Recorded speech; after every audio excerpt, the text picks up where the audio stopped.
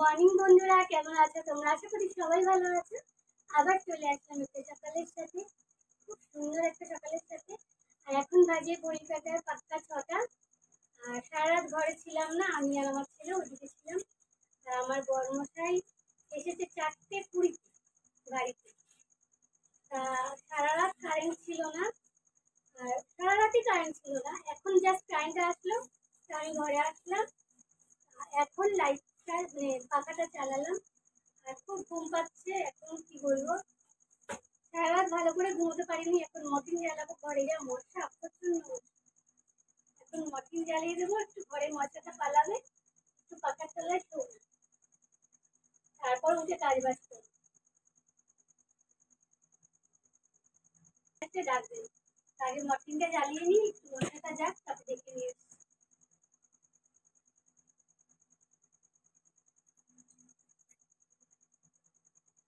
অত সকালে উঠে কি করব, তাই আবার একটু ঘুমিয়ে পড়েছিলাম। মর্টিন জ্বালিয়ে পাখা চালিয়ে দিয়েছিলাম, কারেন্ট এসেছিল তো শুয়ে পড়েছিলাম। তারপর 8টা নাগাদ উঠেছি, উঠে চলে আসলাম এদিকে একটু নাস্তার জন্য কিছু বানাতে। রুটি বানিয়ে দিলাম, আর আছে কলা আছে। আর কালকে রাত্রে গেছিলো যেখানে কাজে, সেখান থেকে জিলেপি নিয়ে এসেছিলো, তা এখন সেটা দিয়ে আর কি খাওয়া হবে। তা আমি ভাবলাম কেন সকাল সকালে একটু রুটি বানিয়ে দেওয়া যাক, সেটা দিয়ে সকালবেলা সবার নাস্তা টিফিন হয়ে যাবে।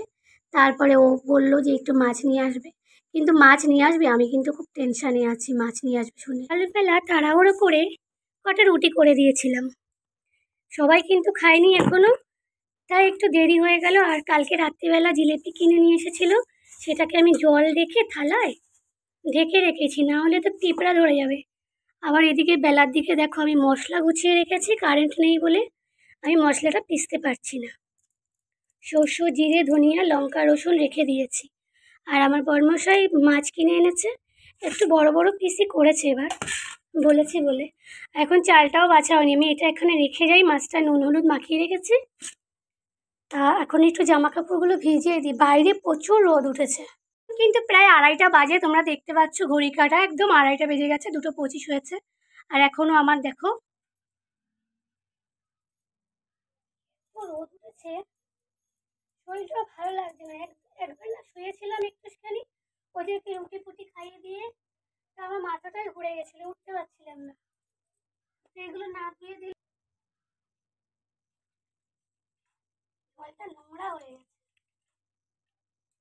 আগে এগুলো একটু কেচে দিই, তারপরে এগুলো ভেজিয়ে দেবো।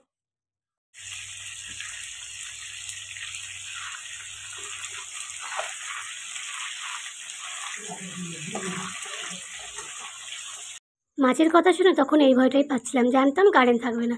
তা যাই হোক বন্ধুরা, খেতে দিয়ে দিচ্ছি ভাইটাকে, ছোট ভাই এসেছে। দেখো কত জামা কাপড় কাচা বাকি এখনো, আমি মাছ ভেজে রেখে দিয়েছি।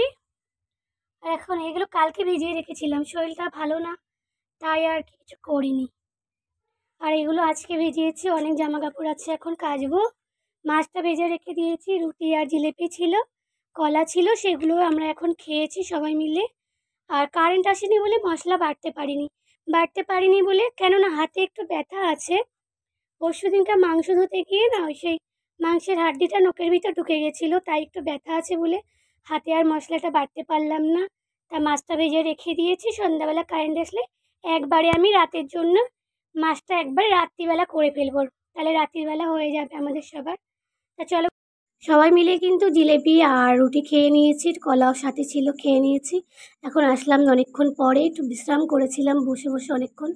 তা দেখি পারি নাকি, শরীরটা তো এমনি খারাপ, মাথা টাথা ঘুরছে সকালবেলার থেকে। আর আমি তো মাথায় একদম চুপচুপ করে তেল দিয়ে দিয়েছে আমাকে মাথার মধ্যে। তা ভাবলাম জামাটা কেচে তারপরে একটু ঘরে যাব, কিন্তু কি বলবো, একটা জামা কেচেই উঠতে পারছি না, আমার শরীরটা এতটা খারাপ লাগছে। আর আজকে জানো তো, আমি ভিডিওটা বেশি বড় করব না, আজকে প্রচণ্ড অসুস্থ লাগছে, এত গরম পড়ে গেছে, বুঝতে পারছি না জামা কাপড় কাচবো কি ঘরে বসে থাকবো গিয়ে, কোনোটাই মাথায় ঢুকছে না যে কী করবো, কোন কাজটা করব। আর আমি সকালে মাছ ভেজে রেখে দিয়েছি, যদি রাত্রিবেলা কারেন্ট আসে তাহলে রান্না করব।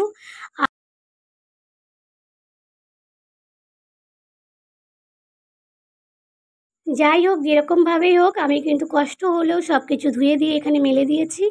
আর কি বলবো, সকাল দিয়ে উঠলে মনে ভাবি যে সব করব, এই কাজটা করব, ওটা করব, কিন্তু সবটা কিন্তু সব দিন হয়ে ওঠে না। আর এত পরিমাণে রোদ দিচ্ছে যে রোদে এমনিই মাথা ঘুরে যাচ্ছে। আর যখনই কাজ করতে হয় পিছন দিকে আসলেই এত রোদটা পড়ে, দেখতেই পাচ্ছ দরজার দিকে এতটা রোদ পড়েছে। আর দুপুরবেলার দিকেতে মানে দুপুরবেলার দিকে তো বেশি রোদ পড়ে, এর জন্য শরীরটা একটু বেশি অসুস্থ হয়ে পড়ে। তা যাই হোক বন্ধুরা, তোমরা সবাই ভালো থেকো। আমি কিন্তু আর ভিডিওটা বড় করব না, এখনও আমার অনেক কাজ আছে। যেরকমভাবেই হোক আস্তে আস্তে করেও আমাকে করতে হবে। আর আমার এখনও প্রচুর কাজ আছে, আমি স্নান টান করবো, সন্ধ্যা হতে না হতে সব পুজো টুজো করবো, ঘর টর ঝাঁট দিয়ে নেব। আর এই ভিডিওটা এখানেই শেষ করছি। তোমরা সবাই ভালো থেকো, সুস্থ